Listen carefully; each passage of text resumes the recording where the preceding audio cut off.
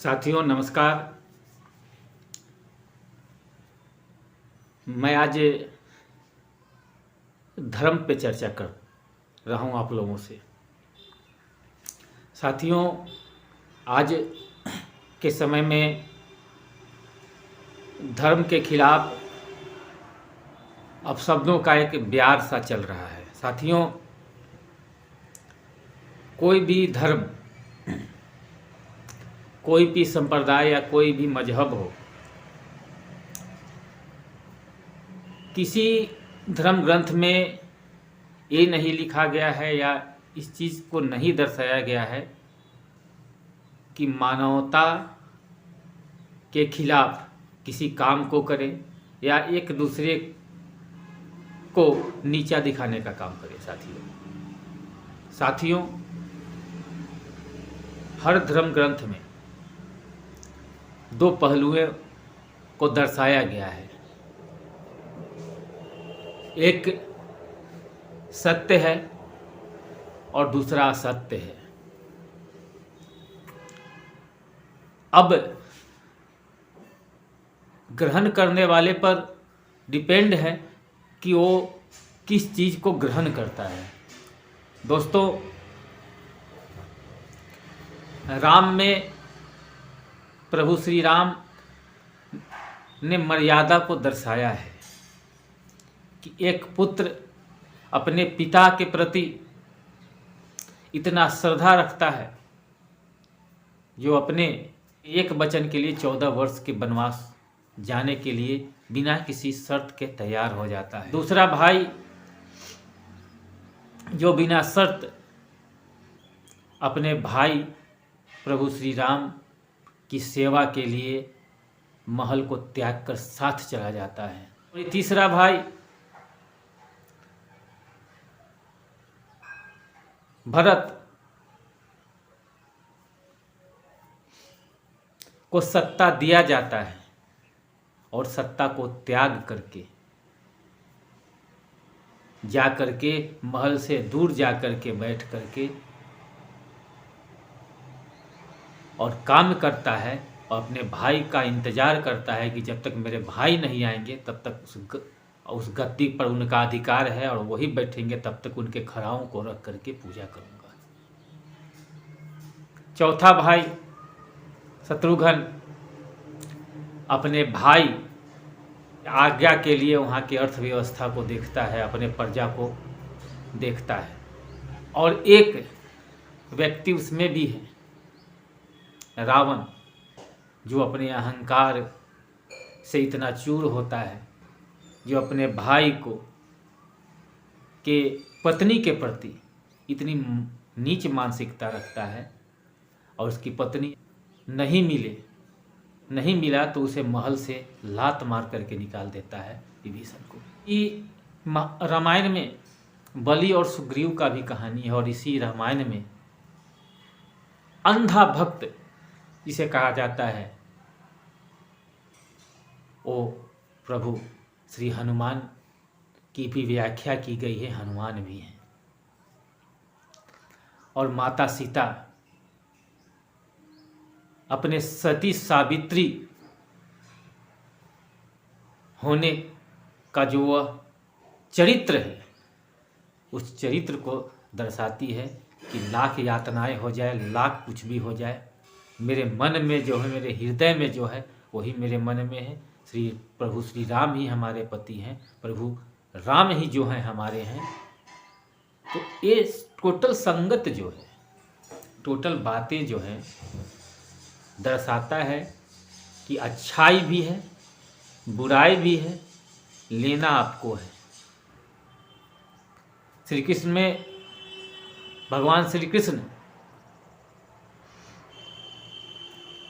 के सबसे प्रिय अर्जुन के साथ साथ कर्ण भी हुआ करते हैं, लेकिन कर्ण को मानते हुए उसका साथ न देने का एक ही कारण था कि भरी सभा में एक नारी का बेइज्जती होता है, चीरहरण होता है, और उस समय बैठ करके वह व्यक्ति हंसता है और उसका मजाक उड़ाता है।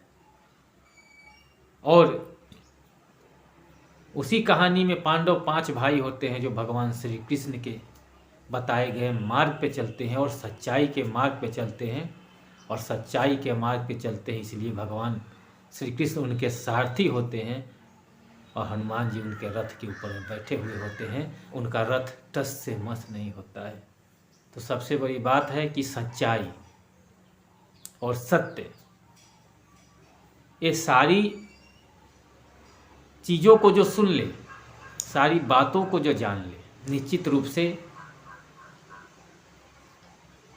यही चीज़ जो है जीवन का असल मार्ग है और जीवन में आगे बढ़ने का एक बहुत बड़ा स्रोत भी है। बहुत ऐसे चीज़ें हैं जिनको हम सोचते हैं, करना चाहते हैं, नहीं होता है। सफलताओं के लिए की सीढ़ी लगाते लगाते लगाते हम थक जाते हैं, लेकिन एक बात ये भी सत्य है कि सफलताओं का सीढ़ी अगर लगाएंगे तो हमारी अंतरात्मा हमेशा हमारे साथ होगी, कभी धिक्कारेगी नहीं, क्योंकि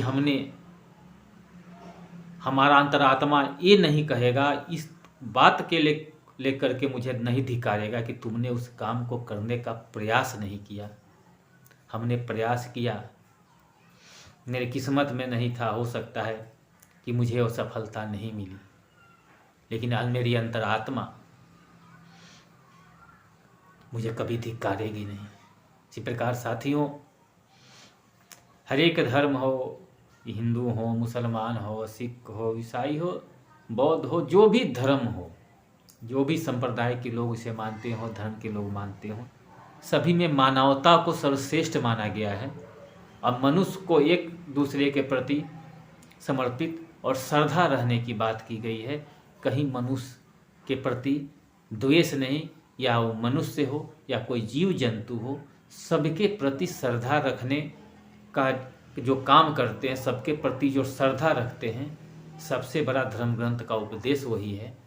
एक चींटी से लेकर के एक हाथी तक इंसानियत के साथ ताल्लुक़ रखते हैं, इसीलिए बेजुबान जानवर भी आदमी की बात मानता है और बेजुबान सांप तक आदमी का बात मानता है। जो सपेरा होता है उसके हिसाब से सांप चलता है, हाथी जैसे जानवर भी आदमी के हिसाब से काम करता है।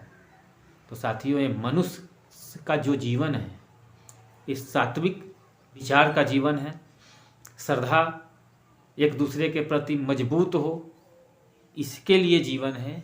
एक दूसरे के साथ अपशब्दों का प्रयोग न करे, इस चीज़ का जीवन है।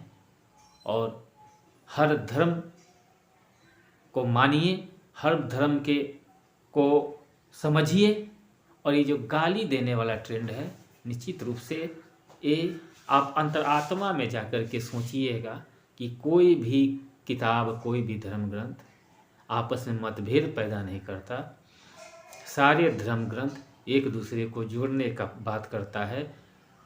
और आप भारत जैसे देश में हैं, राम की इस धरती पे हैं, आप कृष्ण की इस धरती पे हैं,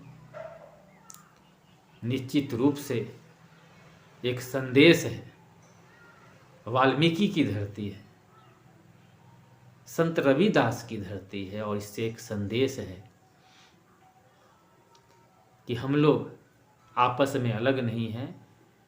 कुछ स्थितियाँ, परिस्थितियाँ हुई होगी, उन्हें अब त्याग करके सब कोई एक साथ बैठे और अपने धर्म का जो मार्ग है उस मार्ग पे चले और एक दूसरे से कटाक्ष करने से बचे और देश और प्रदेश की उन्नति की बातें करें और उस उन्नति के साथ देश को आगे बढ़ाने का काम करें।